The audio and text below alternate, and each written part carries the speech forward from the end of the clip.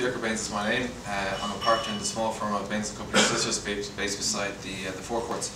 What I want to get through to you today, really, above anything else, is the maxim: the day you buy is the day you sell. If you have that in your head, you'll be fine. Two examples came to mind listening to my earlier presenters.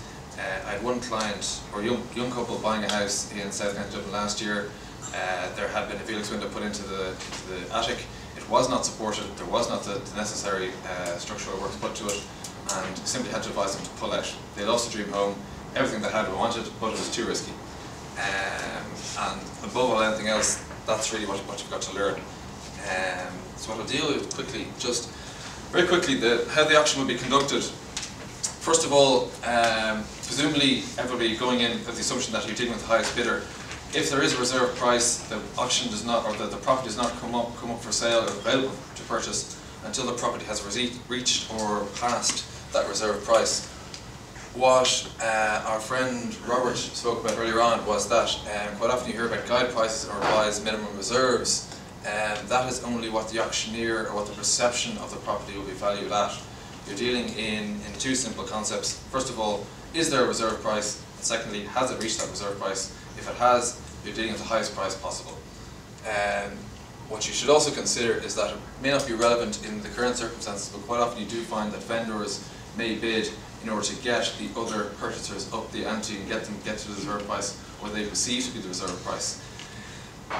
They can only do that up to the point of the reserve price. If they do that afterwards, the purchaser can take themselves away from the purchase. If an auctioneer should not knowingly accept a bid from a vendor who is bidding beyond the reserve price. And finally, you should be aware that the property can be withdrawn from the auction if the property has not reached a reserve price, or if the feeling in the room is that it won't sell, for argument's sake, and the vendor simply decides to withdraw it. So that you may turn up on the day looking for a house, looking for a property, whatever you want, may be withdrawn. Be aware that every bid you make is an offer to buy. It is not necessarily accepted.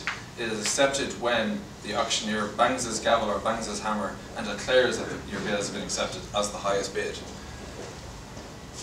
Also be aware, very simple point, you're in a busy room, probably a lot busier than this. The auctioneer must be aware of your bid. There's no point sitting down the back waving your hand if no one can see you.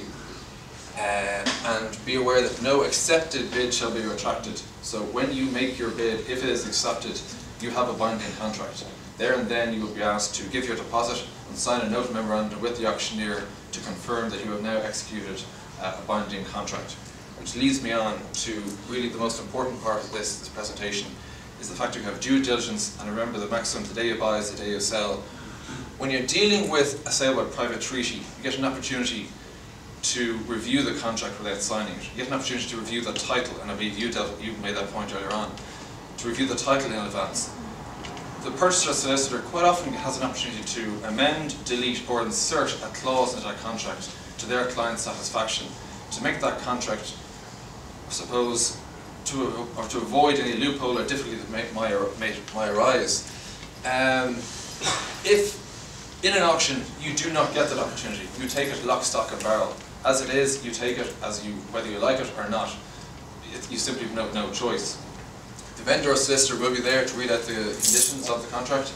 The vendor or solicitor will be there to deal in queries with the contract that you may have. However, you will not be able to, and you will not have any opportunity to amend that contract. Lastly, in dealing with the vendor, be aware that some of the properties may be sold with or without vacant possession. It goes back to the point of reviewing the property. Has the property been vacant for quite a while? Is there a problem with rodents of any kind, or has the property been vandalised or not? And if you have a tenant in situ, what are the terms of that tenancy? What is the rent roll, and so on?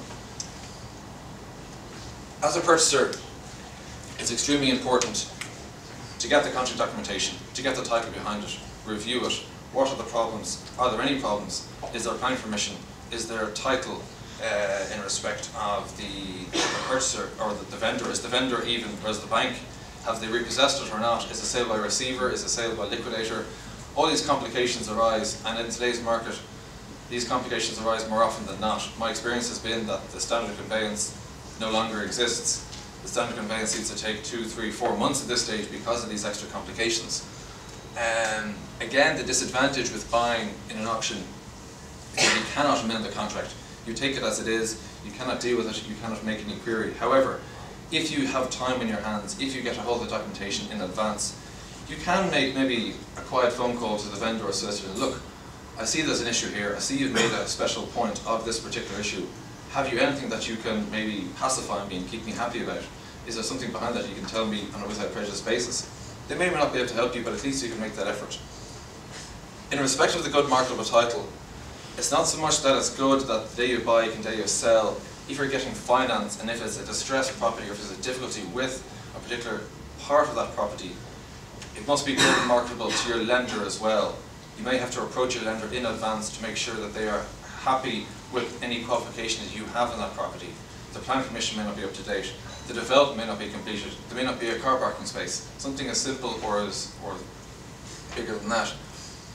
When you are the purchaser also, quite remember that what is your intended user of the property? Is it a commercial unit? What planning permission? Is it retail? Do you intend to transfer it into a restaurant and so on, or vice versa? Is it an apartment? Do you want to transfer it into an office for yourself? What you'll find is that the lease documentation for an awful lot of apartment blocks, it will not allow you, prohibit you from having an office in that apartment block.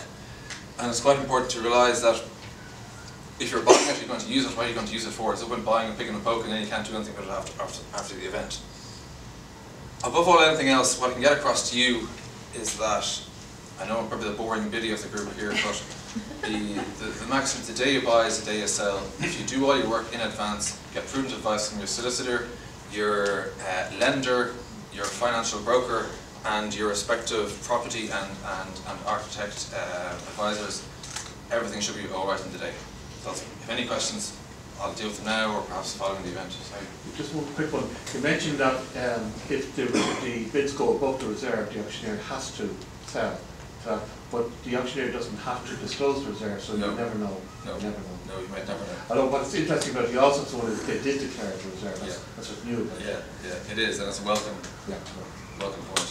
At least you know, right? Yeah. I know game's on now. Anyone else in the room wants to stay quiet and leave it at the lowest price possible. Yeah. Thanks, yeah, I think that's myself at the moment.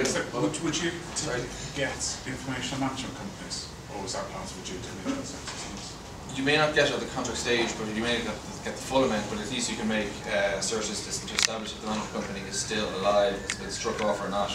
You can perhaps make your own personal investigations by downloading up-to-date accounts from the CRO. It is a public document, it is available. Establish if there are such things as a sinking fund in the management company, if there are a huge amount of arrears, potentially in the service payments. There might be a large portion for legal costs. If there's something there, it might be an indication that an awful lot of people haven't paid. Why haven't they paid? Is there an issue or is there or not?